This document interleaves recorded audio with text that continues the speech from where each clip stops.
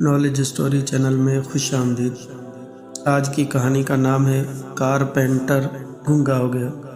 آپ دوستوں سے گزارش ہے کہ ویڈیو کو اینڈ تک ضرور دیکھیں۔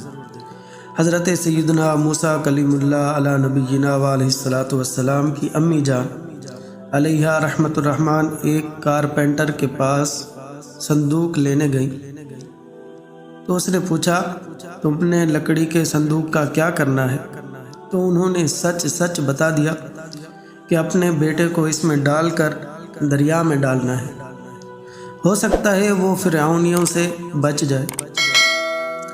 اس کارپینٹر نے اس کو صندوق تو بیچ دیا، لیکن اس کی نیت خراب ہو گئی اور وہ فرعون کے ان بے رحم جلادوں کے پاس پہنچ گیا جو بنی اسرائیل کے بچوں کو ذبح کرنے پر مقرر تھے، تاکہ انہیں نئے پیدا ہونے والے بچے کے بارے میں بتا سکے۔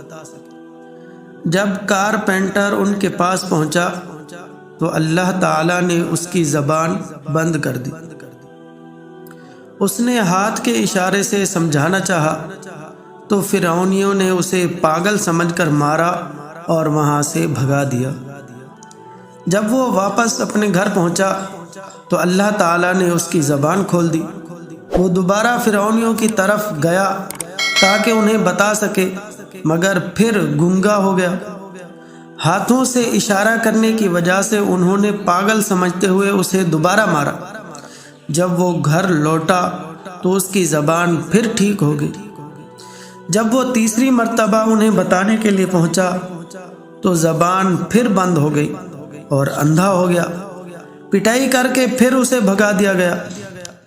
اس پر اس نے سچے دل سے توبہ کی کہ یا اللہ عز و جل، اگر تو مجھے اب کی بار زبان اور بینائی دے دے گا تو پھر کسی کو اس بچے یعنی حضرت سیدنا موسیٰ علی نبینا علیہ الصلاۃ والسلام کے بارے میں نہیں بتاؤں۔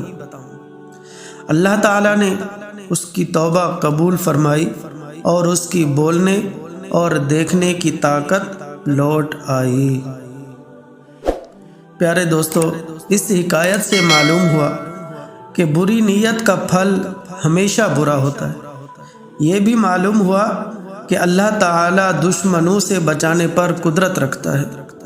یہ بھی جاننے کو ملا کہ بری نیت سے توبہ کر لینے پر اس کی وجہ سے آئی ہوئی مصیبت اللہ رب العزت چاہے تو دور ہو جاتی۔ آپ سب اچھے دوست بن جائیے اور اپنا ذہن بنا لیجئے کہ ہم تو کسی مسلمان کا برا دیکھیں، سنیں اور نہ ہی بولیں۔